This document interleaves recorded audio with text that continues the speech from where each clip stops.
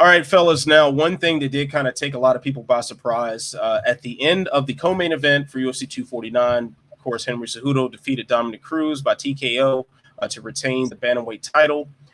Now we have a odd little situation here. Cejudo retired in cage, much to the surprise of the people watching at home. Joe Rogan looked surprised in the cage. It was kind of startling. And the first things that came to mind, and in fact, I think this was even shared on the broadcast by John Anik, that he probably was angling for money. I know that was my initial thought. Now we have some conflicting reports coming from different angles of Henry Cejudo and his camp. So, Mike, if you can go ahead and update the kind folks on this timeline, and we'll break it down from there. Absolutely. So there's a lot going on here with Henry Cejudo and his purported retirement. Now, Cejudo said after knocking out Dominic Cruz, quote, "I'm happy with my career. I've done enough in the sport. I want to walk away and enjoy myself. I'm 33 years old. I have a girl now watching me back home. Since I was 11, I've sacrificed my life to get where I was tonight. I'm retiring tonight. Uncle Dana, thank you. Everybody here, thank you so much." Clearly indicating that he wants to step away from the sport and pointing out that his reason for doing so is his daughter. He wants to spend more time at home, and he's accomplished what it is that he's accomplished. Now, joining SportsCenter following the event, UFC 249, Dana White said, quote, "It really didn't shock me about the Cejudo retirement. Quote, Cejudo has been talking about retirement to us for months. I'm of the belief that if you're talking about retirement in the fight business, you should probably retire." So Dana White, the UFC president, says that the retirement is something he's heard about and known about for a while. Now, this conflicts with what we've heard from Ali Abdelaziz, Cejudo's manager, and Eric Albarracin, Cejudo's coach. They both were reportedly surprised by the news. Now, the heart of the matter and the heart of the issue here is what Ali Abdelaziz said about Cejudo's retirement. Speaking to TMZ Sports, Abdelaziz said this, quote, "First of all, people understand my relationship with Dana White and the UFC. I don't talk about money publicly. I think Dana's right. I think Henry's been talking about retirement. Do I think he's going to retire? Absolutely not. I don't think Henry is going to retire. Henry's going to be coming Henry's going to be coming now into his prime. How are you going to retire in your prime? And the UFC 249 pay-per-view did so well, and you've got to make some money? Could things be changed a little bit? Yeah, of course. But at the end of the day, this is between us. It's between me and Henry and the UFC. I don't think the media should know about this stuff because people's egos get big." So here we have a manager to the stars, Ali Abdelaziz, talking about his client, Henry Cejudo.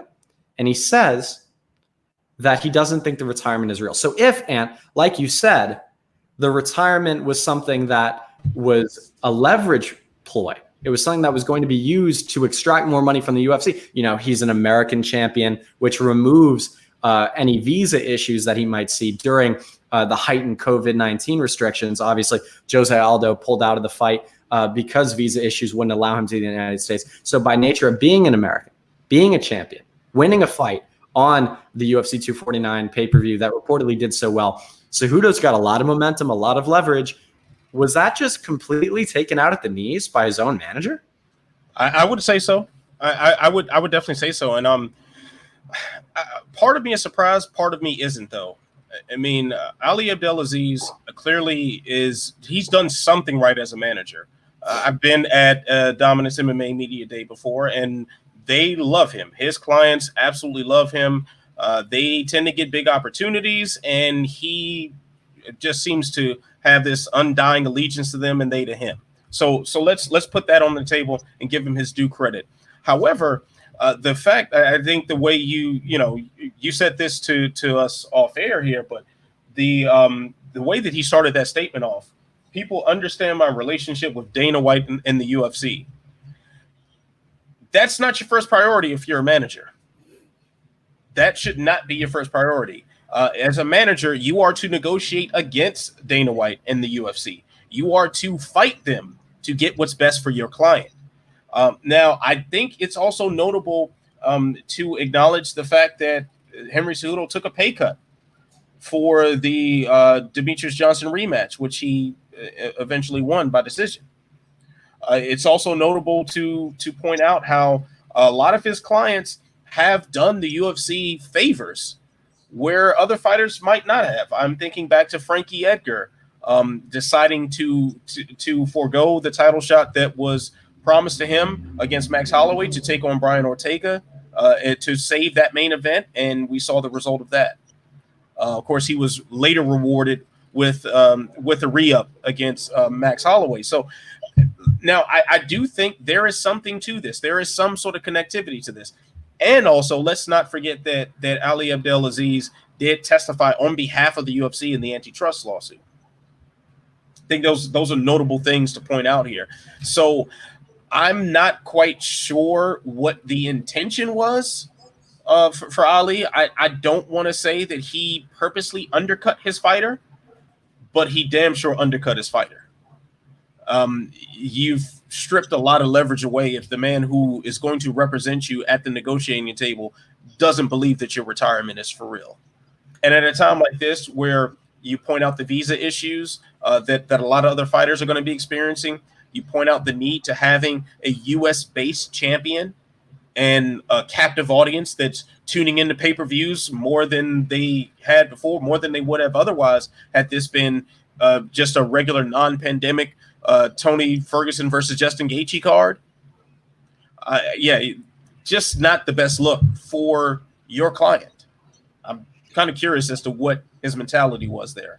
Right. And of course, I just want to interject there. And I know we know this, but for those who are listening back home, obviously all of this is basically predicated on the fact that Cejudo's retirement is in fact not a real one. If it were to be a real retirement, then there would be no undercutting of the leverage because there wouldn't be any leverage to undercut. I just wanted to jump in with that. I'll obviously, all of this depends on Cejudo's retirement being a ploy for more leverage.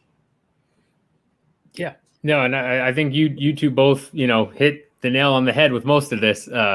It's certainly seems, based on the conversations that he's had with his coach, or that he's had with others. And even at the end of the post-fight press conference, right, he talked about, well, for the right price, we can see and make it happen. Dana knows my price, something along those lines.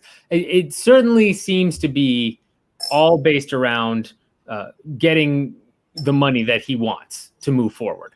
And it's something we've seen other fighters do. We've seen Conor McGregor do it. Currently, right now, John Jones is, there's a story out on bjpen.com about John Jones talking about walking away from the UFC because they couldn't get the Ngannou super fight done for the right money. It's a good tactic. It's one of the few tactics fighters have in terms of trying to leverage the organization, because you can say, hey, you know what? I'm your champ. You need me right now, and I'm going to walk away. And that's something, okay, I can't go fight for another organization. I can't do, multitudes of other things. But the way to get out of their contract is to just say I'm retired. And that allows them to just walk away and sit back and kind of put the very little pressure they have on the UFC. Now, this whole tactic, though, I think, again, if it is predicated on leverage, which we're assuming it is, takes me back to Matt Mitrione way back when he left for Bellator. And when he had an interview talking about going to Bellator, how he liked Bellator more, how, the UFC wasn't for him. He talked specifically about one instance when they were negotiating, and he was negotiating with the UFC, and the UFC said that basically they were the product and the fighters were just, contractors. The fighters weren't the product they were selling. What they were selling was the UFC experience. Now, of course, you hear that, Mitrione scratching his head, lots of people scratching their head, right? You would assume fighters are the product, but in the business world, in my experience as a consultant in my day job, you're taught, especially from some of the, Bible books, quote unquote, the, books you really are supposed to follow, you are taught that you should design the best possible system, and that it really shouldn't matter which employee is there. Essentially, your whole goal is to create the best possible repeatable system so that you can get the lowest paying employee to do the function in order to make the system work, and the system generates money. That's the whole If you ever want a really crazy read or look at, the McDonald's franchise, there's a whole in-depth look at that's essentially how McDonald's became what it was. It wasn't about the best tasting burgers. It wasn't about, the best tasting fries, anything like that, or the best quality. It was all about creating a easily reproducible system that they could build one place after the other. That's the way the UFC looks at their business. They look at it as, here's this giant nonstop organization that's rolling along, and it doesn't matter if, we get a Conor McGregor, awesome. We're going to promote them. We're going to make a ton of money. It's going to be great. But if Conor McGregor tries to leverage us, no, that's not how the system works. Okay, bye. We'll find another Conor McGregor. That's their mentality. Whether or not they can actually do that, that's not their thinking. And that's, if you look at the way the fighters are paid, if you look at the way that the UFC does business, they run their company like a management consulting firm. That's exactly what they do, just like what Ray Kroc did in retail and in McDonald's. So it's one of those things where, Cejudo can try and do this, but I can't imagine the UFC is going to give them every leverage or give him any leverage and let him get what he wants. And, Ali is a part of that. Ali obviously has a relationship with the UFC. He wants to keep it that way. He probably knows that too. And if he saw Conor and John Jones go through this and not get anywhere, he probably knows that I'm going to go ahead and stick out, save my relationship, save face on that side for me, because I can't imagine Henry's going to do it. But you're right. Henry did get undercut. But again, all in all, it basically boils down to the UFC runs itself like a management consulting firm. They're not going to give Henry what he wants. I still think he'll end up fighting again, but that's just me. Yeah, so I think now, Mike, I think I know your feelings on this. Pat, I'm pretty sure I know your feelings on this, and I definitely said mine from jump. We think this is a marketing ploy, right, for Henry Cejudo. We don't actually believe he's retiring, correct? Correct. Right.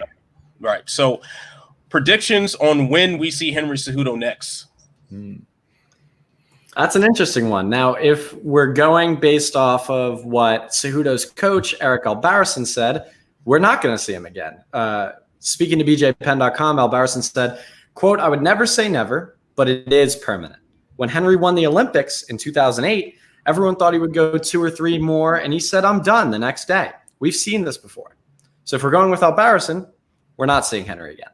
If we go with Abdelaziz, we think he's coming back this summer, and he's going to fight again. Obviously, in the Cruz fight, he didn't take too much damage, so theoretically, we could see him again. But as we're seeing with John Jones, sometimes negotiations during a pandemic in which the parent company of the company you're bargaining with is millions of dollars in debt can be difficult to get those last nickels and pennies on the end of the deal. So if this is a marketing ploy, if this is a ploy for leverage, because the gig economy makes it so difficult for fighters to have any leverage other than announcing their retirement, I'm not sure if it's going to be a successful one. Now, selfishly, I'd like to see Cejudo back in there. He's one of the best fighters in the world and a joy to watch. But if he truly intends to retire, I wish him well in that. And if it is a leverage ploy, I wish him well in that. So we'll see. Yeah, either way, let's wish Cejudo well. Actually, a pretty interesting guy to talk to, too. He's a fascinating guy. So another personal note, but yeah, I kind of like Cejudo. So, Pat, what's your prediction on if and when we see Cejudo back in action? So I think, it's one of those things where, yeah, Cejudo's a great guy to talk to one-on-one what. I am with you there. In terms of him coming back, it's going to depend on his tolerance for not being in the spotlight. It's one of those things where he built this King of Cringe character, took a while, but it made its mark, and it started to get some traction, and you can tell he enjoys it. You could tell he enjoys doing the whole theatrical King of Cringe, all of that. He loves calling out people, saying bend the knee. He loves that. As he's retired now, basically from this fight on, if he's holding out for money, that's slowly going to get, fade into the background. It's slowly people are going to care less when he tweets. They're going to care less when he does antics, and that's going to keep building and building. I would imagine within a couple years, I think it's going to be at least a couple years, because the UFC, I can't, as I said, I don't think they'll back down. I think in a couple years, he will basically, at that point, start looking at opportunities to jump in. I think he'll try and do something along the lines that GSP did. I don't know that he'll necessarily be as successful in terms of walking away and then coming back, because GSP obviously had that huge legacy, was just a monster. But I think he'll look for an opportunity where if something falls through at bantamweight or flyweight, more, which is more likely in my opinion, if they're struggling in that division and he can kind of make a big return and maybe he gets a slight pay bump because the UFC is desperate for some action or somebody drops out, something of that nature, I think that's when you see him back. I'd say probably 2 to 4 years though. And it's very possible it might be forever, but I can't imagine him walking away and not wanting to get back in there. And given the way that the UFC's cyclical nature is, he'll probably have an opportunity to at least get a slight bump from what he's getting now down the line. I'll tell you this, I'll be surprised if we don't see him before the end of the year. I think this is going to be very short-lived. Yeah, because you look at what's out there for him in the bantamweight division now. Obviously, Aljamain Sterling, Peter Yan are probably the top contenders that have rightful claims to a title shot. We got word that I believe Aljamain is fighting Corey Sandhagen at UFC 250 now. I think that just broke earlier today. Yep, today. Yeah, so you look at, and now Corey Sandhagen potentially being added to that mix if he were to get past Aljamain Sterling. The point is, those names don't really attract a lot of attention outside of our bubble.